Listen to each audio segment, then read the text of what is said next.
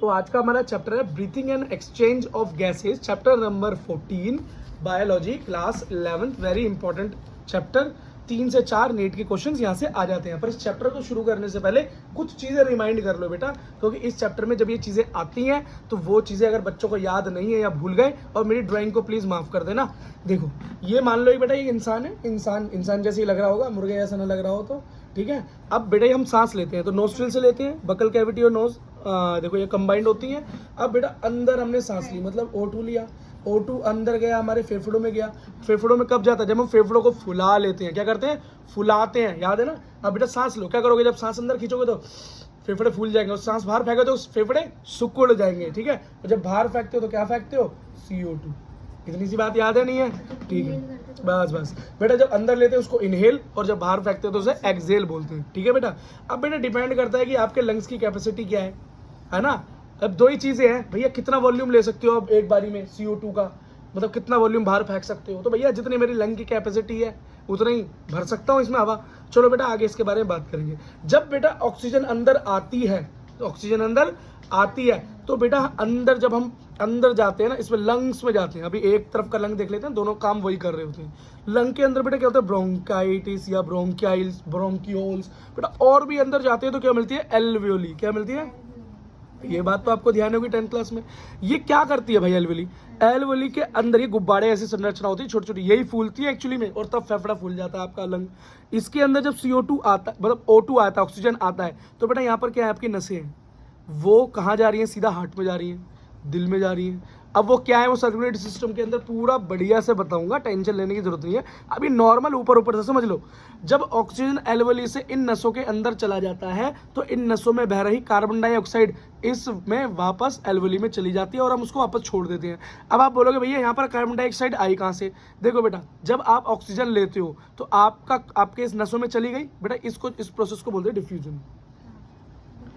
और ये क्यों जाती है बेटा? ये जाती है कॉन्सेंट्रेशन पर डिपेंड करती है। किस पर? कॉन्सेंट्रेशन पे डिपेंड करती है। देखो जिस चीज की कॉन्सेंट्रेशन यहाँ ज्यादा होगी और यहाँ कम होगी नस में, वो यहाँ पर चला जाएगा, मतलब ज्यादा से कम की तरफ। अब यहाँ पर ऑक्सीजन ज्यादा होगी और यहाँ कम होगी नस में, तो ये नीचे ऑक्सीजन को भेज देगा। अब यहाँ पर कार्बन डाइऑक्साइड ज्यादा होगी और यहाँ पर एल्वियोली में कार्बन डाइऑक्साइड कम होगी, तो कार्बन डाइऑक्साइड वापस एल्वियोली में चली जाएगी। एल्वियोली क्या करेगी? बाहर फेंक देगी, ठीक है। जब बेटा हम ऑक्सीजन देते हैं ना अपने नस को, तो मान लो ये हमारे किसी ऑर्गन में गई, ये ले आपका हाथ है, ऑर्गन में गया O2। अब बेटा आपने इसका हाथ में गया और यहाँ की सेल्स ने इसको ऑक्यूपाई कर लिया, है ना, ऑक्यूपाई कर लिया, यूज कर लिया। आपको पता ही है भैया, सेल ऑक्सीजन का यूज करता है, एरोबिक रिएक्शन करता है और ग्लाइकोलाइसिस करता है ना। इससे पहले आप पढ़ के आ चुके हो, और नहीं पढ़ के आ चुके हो तो सीधी सीधी भाषा में ये समझ लो, ऑक्सीजन का इस्तेमाल करती है जी हमारी सेल एनर्जी बनाने के लिए, तभी हमारे हाथ पैर काम कर रहे हैं। अब ऑक्सीजन का इस्तेमाल तो हो गया भाई, बाई प्रोडक्ट क्या मन कर निकला? गंदी गैस CO2, जो हमारे किसी काम की नहीं।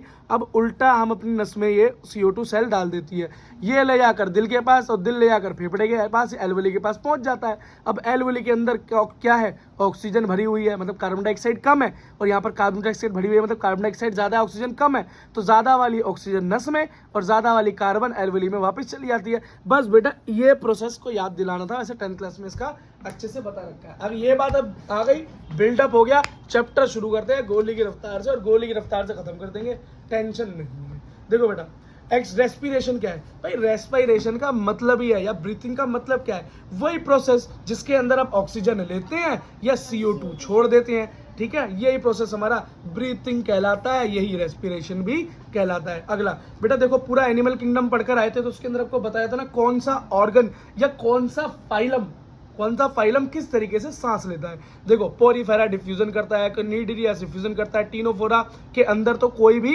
रेस्पिरेटरी सिस्टम ही नहीं है। प्लेटी हेलमिंथ डिफ्यूजन करते हैं, स्केलेनमेंथिस डिफ्यूजन करते हैं, एनालिड्स भी मॉइस्ट क्यूटिकल से का यूज करते हैं। आर्थ्रोपोड के अंदर तो भाई बहुत सारी क्लास है अलग अलग। तो ये देखो प्रॉन जो होते हैं वो गिल्स का यूज करते हैं, क्रैब जो होता है बुक गिल्स का यूज करता है, इंसेक्ट ट्रैकिया का यूज करता है, और स्कॉर्पियन बुक लंग्स का इस्तेमाल करता है। और ये बहुत ही इंपॉर्टेंट है, नीट वालों को बुक लंग से प्यार है, पता नहीं क्यों बार बार घुमा के पूछते रहते हैं, ठीक है। अब बच्चे कहाँ पे? क्रैब में और स्कॉर्पियन में कंफ्यूज हो जाते हैं, ठीक है, क्योंकि क्रैब के पास भी क्या है? बुक गिल्स, स्कॉर्पियन के पास क्या है? बुक, लेकिन है लंग्स, बस यहीं पर कंफ्यूजन पैदा होती है। ऑप्शन में आपको बुक लंग और बुक गिल्स दोनों मिलेंगे। बुक देखकर झट से लगा देते हो, इस बार ढंग से देखना। बुक देखकर फिसल मत जाना, देखना लंग्स होने चाहिए। स्कॉर्पियन क्या है? राजा है। केकड़ा, केकड़ा है स्कॉर्पियन। बिच्छू, बिच्छू सॉरी क्या है? बिच्छू। बिच्छू क्या है? राजा होता है, बिच्छू राजा। तो जो राजा होता है वो फेफड़ों से सांस लेता है हमारी तरह, है ना, हम भी तो राजा है ना, ऐसे याद रखना। देखो मोलस्का जो होती है गिल्स से सांस लेता है। केनोडर्मेटा गिल्स, हेमिकोइडेटा गिल्स, भाई जो पानी के नीचे रहते हैं वो गिल्स से सांस लेते हैं, सीधी सी बात। यूरोकोइडेटा भी क्या है? Gills slit. ये बेटा पूरी चीजें एनिमल किंगडम में बता चुका हूँ, बस बोल रहा हूँ क्योंकि एनसीईआरटी ने बता रखा है, ठीक है। अब हमारा सिफेलोपोड्स क्या करते हैं भाई? सिफेलोपोड्स भी गिल्स का यूज करते हैं, गिल्स स्लिट्स का। फिश के अंदर तो गिल्स है ही, आपको पता ही है। एम्फीबियन जो होते हैं भैया, जो उभयचर है, वो लंग्स का यूज करते हैं हमारे जैसे लोग। रेप्टाइल भी लंग्स का यूज करते हैं, बर्ड्स में भी लंग्स है। ये एल है बेटा, डी मत समझ लेना, डंग मत समझ लेना, ये बस थोड़ा सा स्टाइल ऐसा ही है। मैमल लंग नहीं बेटा, फ्रॉग जो है स्किन से भी कर सकता है, लंग्स से भी कर सकता है, और ट्रैकिया से भी कर सकता है, ठीक है बेटा। फ्रॉग जो है, फ्रॉग की एक डेडिकेटेड वीडियो है एसपी इंस्टीट्यूट, फ्रॉग के नाम से सर्च कर लेना। देखो बेटा, common passage for food and air. बेटा आपको पता है हमारे यहाँ पर जो ऊपर की तरफ नली होती है गले में, वो कॉमन है बेटा। खाने सटकने के लिए और हवा को अंदर डालने के लिए कॉमन जो, हाँ उसको फेरिंग्स बोलते हैं। जब भी तो बोलते हैं बड़े बूढ़े या मम्मी पापा, बेटा अब खाते हुए बोलो मत, क्योंकि अगर वो खाना फूड पाइप की जगह विंड पाइप में चला गया तो तुम्हारी क्या हो जाएगी? बहुत परेशानी हो जाएगी तुम्हें, ठीक है। अच्छा अब अगला cartilaginous box which help in sound production. ऐसी चीज हमारे गले में क्या फिट है जो कि हमें साउंड निकालने में मदद करती है? साउंड बॉक्स, वो लैरिंग्स है। ये वेरी इंपॉर्टेंट बात हो गई, क्योंकि बच्चे लैरिंग्स और फेरिंग्स में क्या हो जाते हैं? कंफ्यूज हो जाते हैं। याद रखना, पी पहले आता है, ला बाद में आता है, ठीक है। पीले पीले ओ मर जानी, तो पी से याद रखना, पी पहले ले बाद में, पी के लेट जाते हैं ना लोग। देखो पहले ओपनिंग ऑफ विंड पाइप। बेटा जो ओपनिंग है विंड पाइप की, जो ओपनिंग है, जो आपके सांस लेने की नली जो खुलती है, वो क्या है? ग्लोटिस।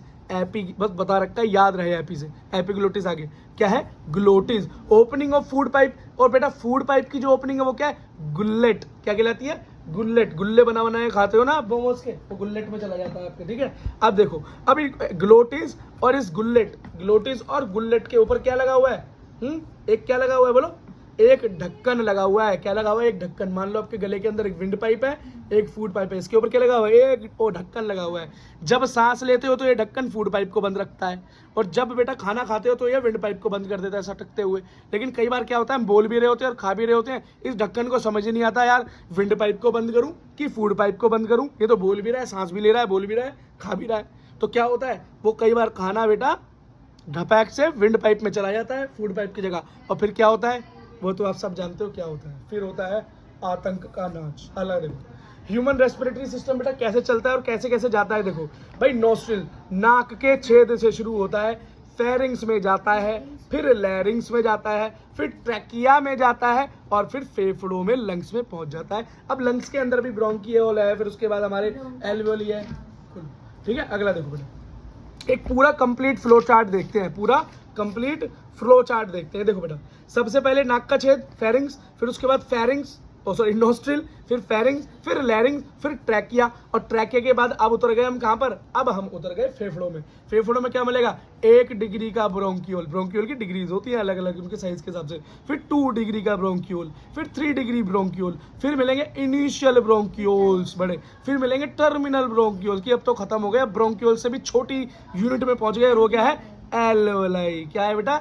एल्वेलाई। तो आपसे पूछेगी लंग्स की यूनिट क्या है, आप बोलोगे एल्वेलाई है जी, ठीक है। अच्छा अब एक चीज याद रखना, अब कंडक्टिंग पार्ट और रेस्पिरेटरी पार्ट क्या है भाई? कंडक्टिंग पार्ट का मतलब है जिससे होकर जो हमारी गैस है, अब ऑक्सीजन हो या कार्बन डाइऑक्साइड, यही 2 गैसेज है, ठीक है। तो इन 2 गैसेज को पास करने का, पैसेज कराने का जो रास्ता दे रहा है, जो कंडक्ट कर रहा है नीचे तक और ऊपर वापस तक, वो कौन है? एक्सटर्नल नोस्ट्रिल्स हो गई, ठीक है, और टर्मिनल ब्रोंकाइलिस, मतलब यहाँ तक, ये यहाँ से लेके ऊपर तक, ये लास्ट तक, ये है बेटा क्या है हमारी? ये ट्रैक्स है। क्या है? ये ट्रैक्स है, कंडक्टिंग पार्ट्स है। और रेस्पिरेटरी पार्ट कौन से है? जिसके अंदर आकर असली में अब रेस्पिरेशन होगा, एक्सचेंज ऑफ गैसेस होगा, तो कहाँ होगा? एल्विली में आके होगा। शुरू में बताया था ना चैप्टर के, एक्सचेंज कहाँ हो रहा था गैसेस का? एल्विलाई के अंदर होता, और एल्विली की डक्ट इनकी कोई ओपनिंग या डक्ट हो, वहां पर ये चीजें होती हैं। आई होप बेटा ये चीज आपको बिल्कुल ओके की रिपोर्ट में समझ में आ रही है। देखो बेटा एक चीज देखो, incomplete cartilaginous rings are supported up to initial bronchioles. इसका मतलब ये देखो बेटा, अब ऐसे मुंह से बोलूंगा समझ नहीं आएगा, फोटो देख के समझ में आएगी बात। इंस्टाग्राम वाले हो ना सारे, देखो ये देखो रिंग्स दिखाई दे रही है, ये रिंग्स कहाँ तक जा रही है, ये देखो बेटा यहाँ पर आके ये रिंग्स खत्म हो गई, अब फर्दर ये रिंग्स जानी नहीं ना, अभी फर्दर रिंग्स नहीं जा रही ना। भाई यही बताना चाह रहा है कि इनकम्प्लीट कार्टिलेज रिंग्स क्या है जो सपोर्ट करती है, भाई कहाँ तक जा रही है, इनिशियल ब्रोंक्यूल्स तक जाती है और उसके बाद ये जाकर खत्म हो जाती है, फिर इनिशियल ब्रोंक्यूल्स के आगे आपको नहीं मिलती। एक चीज याद रखना बेटा, आपके जो लंग्स हैं वो डबल लेयर मेम्ब्रेन से कवर रहते हैं, प्रोटेक्शन काफी चाहिए होती है भाई, डेलिकेट चीज है। तो डबल लेयर कैसी लेयर है, एक नीचे एक और ऊपर, उसके बीच में भी फ्लूइड भरा होता है। वो लंग्स को क्या करते हैं, प्रोटेक्ट करते हैं। क्या करते हैं, प्रोटेक्ट करते हैं। उस लंग की बेटा उस प्रोटेक्शन को क्या बोलते हैं, उस मेम्ब्रेन को बोलते हैं प्लूरा। क्या बोलते हैं, प्लूरा, क्योंकि दो है ना, सिंगुलर प्लूरल, तो डबल को बोलते हैं प्लूरा। ठीक है, अच्छा अब बेटा इसके अंदर जो हमारा फ्लूइड भरा हुआ है इसको बोलते हैं प्लूरल फ्लूइड। क्या बोलते हैं, काम क्या होता है इसका, ये फ्रिक्शन को घटाने में मदद करती है। ये जो नीचे स्ट्रक्चर बना रखा है ना, ये साइड फेस, ये कोई डायफ्राम है, ये तो आपको पता ही होगा डायफ्राम क्या होता है। हमारे फेफड़े और पेट के बीच में एक सेपरेशन बाउंड बनी हुई है यू शेप्ड। अब इसका बहुत तगड़ा काम है, याद रखना, इसको पढ़ के रहना। देखो बेटा अब एक चीज देखो बेटा, दो चीजें, एक चीज देखो, पहला इंट्रा पल्मोनरी प्रेशर, मतलब हमारे शरीर में जो प्रेशर बन रहा है, ऊपर जो फेफड़ों के अंदर जो प्रेशर बन रहा है वो कब घटता है और कब बढ़ता है। अगर बोले इंस्पायरेशन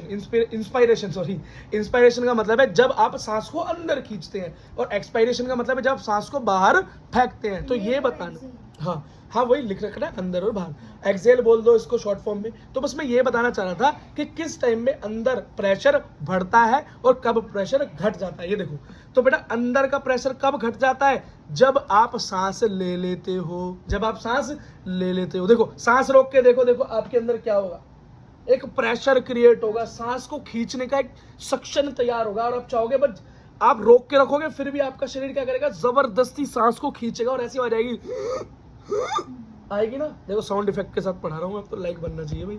देखो तो क्या होता है, हमारा अंडर पल्मोनरी प्रेशर डिक्रीज हो जाता है, क्यों, कम हो जाता है प्रेशर। अब याद रखो बेटा, हमारे फेफड़ों में प्रेशर कम होगा और बाहर एयर का प्रेशर तो ज्यादा है ही, ऑक्सीजन ऊपर बाहर पूरी है, लेकिन हमने अंदर ले नहीं रखी। क्या ले नहीं रखी, अब हमें अंदर लेनी है, क्या अंदर लेनी है। तो बेटा अंदर का प्रेशर कम रखेंगे कि ज्यादा रखेंगे, एक बात बताओ बेटा, आपके गिलास, आपके पास गिलास है, हाँ कोई ज्यादा से कम की तरफ जाता है। आपके पास गिलास है, गिलास में बेटा आधा पानी है या बिल्कुल पानी नहीं है, तो पानी जाने का स्कोप है ना, जिसके अंदर कम है। अब उसको गिलास पूरा भरा हुआ है, आपका फुल गिलास है, तो क्या पानी जाने का स्कोप है उसमें, नहीं है ना। तो अंदर हमारा प्रेशर क्या होगा, डिक्रीज होगा, क्या डिक्रीज होगा, और बाहर प्रेशर क्या है, एयर प्रेशर ज्यादा है, तो अंदर की तरफ आएगा। तो कब, जब हम सांस खींचेंगे ना अंदर, क्या सांस खींचेंगे, तो क्या होगा, अंदर का प्रेशर घटता चला जाएगा, और जब बेटा हम सांस को बाहर फेंकेंगे तो हमारा अंदर का प्रेशर बढ़ता चला जाएगा। एक और चीज देखो, मसल्स पे क्या फर्क पड़ेगा, जैसे डायफ्राम है ना, दिखाया ना डायफ्राम जो ऊपर मैंने बोला था, काम है इसका। तो डायफ्राम और इंटरकोस्टल जो इसके आसपास के मसल्स है, क्या होगा भाई, तो जब मैं अपनी सांसों को अंदर खींचता हूं, जब सांसों को अंदर खींचता हूं तो बेटा क्या होता है, तब मसल्स में ज्यादा पावर लगती है, ज्यादा पावर लगती है। मुश्किल, अब सांस को अंदर खींचो, अब उसे होल्ड करो, जरा होल्ड करो, तो देखो आपको शक्ति लग रही है ना, उसे होल्ड करने में शक्ति लग रही है, लेकिन आप सांस को छोड़ दो, बिल्कुल रिलैक्स हो गए, आपकी मसल क्या होगी, एकदम रिलैक्स हो गई, बस यही रिलैक्स हो गया। ऐसे पढ़ोगे तो कभी दिक्कत आएगी ही नहीं। बस याद रखना, जब बेटा सांस अंदर खींचते हैं तो मसल्स कॉन्ट्रैक्ट हो जाती हैं, लेकिन प्रेशर घट जाता है, लेकिन प्रेशर घट जाता है ना। और जब बाहर फेंकते हैं तो अंदर का प्रेशर बढ़ जाता है, क्यों, ताकि सांस को अंदर खींच सके, ताकि बाहर की ऑक्सीजन को अंदर खींच सके, अंदर डिक्रीज करके दिखाना पड़ेगा, तो अंदर इंक्रीज हो जाता है और रिलैक्स हो जाते हैं हम। सांस को छोड़ने के बाद अपनी मसल्स क्या हो जाती है, रिलैक्स हो जाती है। अगला देखो, we have ability to increase the strength of inspiration and expiration with the help of abdominal muscle। मतलब हम अपने पेट की मसल्स का यूज करके भी हम और ज्यादा ताकत से सांस को खींच सकते हैं और फेंक सकते हैं। अब बोलोगे भैया पेट की मसल्स का यूज करके, हाँ बाबा रामदेव को देखा कभी क्या करता है, अलोम विलोम करो जी, कपालभाति करो। वो क्या करते हैं बाबा रामदेव जी, वो अपने पेट, लंग्स का तो यूज कर ही रहे हैं, लेकिन पेट की मसल्स का यूज करके, अपने एब्डोमेन की मसल्स का यूज करके और ज्यादा सांस को अंदर खींच और बाहर फेंकते हैं। ठीक है, तो आप भी बेटा पूरी सांस बाहर छोड़ने की कोशिश करो। आप देखोगे आपका पेट पूरा दब जाएगा अंदर की तरफ, है ना। चलो, मेरे इस एफर्ट पे भी एक लाइक और बनता है। अगला देखो, खुश होते रहते हैं हम तो खुद ऐसे ही, देख छोड़ा होगा। एवरेज ब्रीथिंग रेट क्या है भाई, 1 मिनट में आदमी कितनी बार सांस ले लेता है, 12 से 16 बार ले लेता है। नॉर्मल कंडीशन की बात हो रही है, ऐसे नहीं वो भाग रहा है तो वो 12-16 बार ले, फिर ज्यादा लेगा वो, जब ज्यादा लेगा ब्रीथिंग रेट बढ़ जाएगा ना, तो एवरेज ब्रीथिंग रेट है। अगला, volume of air involve in breathing. अब भैया अगर किसी को पता लगाना हो कितना वॉल्यूम ऑफ एयर खींच रहा है भैया वो सांस लेने में, और कितना बाहर फेंक रहा है, तो इसे नापने की मशीन को बोलते हैं स्पाइरोमीटर। क्या बोलते हैं, स्पाइरोमीटर। इंपॉर्टेंट हो गई बात। अगला देखो, थोरेसिक चैम्बर की बात करें। थोरेसिक चैम्बर क्या है, ये राजी आपका थोरेसिक चैम्बर। मेरी वाली ड्राइंग पे तो आपको विश्वास होगा नहीं, इसे देख के मेरी वाली समझ में आने लगेगी। मतलब ये रहा जी, हेड होता है ऊपर, हेड, थोरैक्स, फिर नीचे एब्डोमेन। थोरैक्स मतलब छाती, क्या, छाती पे, छाती पे। अब छाती वाला चैप्टर पढ़ने वाले हैं, तो बेटा याद रखो ये कहाँ से क्या क्या कवर है। आइए बोले डोर्सली, इसमें क्या है, मतलब पीछे की तरफ। अब आप खुद देख लो ना, आप अपनी छाती देखो और बताओ आपकी छाती के पीछे क्या है, पीछे की तरफ क्या है, तो आप बोलोगे जी रीढ़ की हड्डी है, वर्टिब्रल कॉलम है। बिल्कुल सही।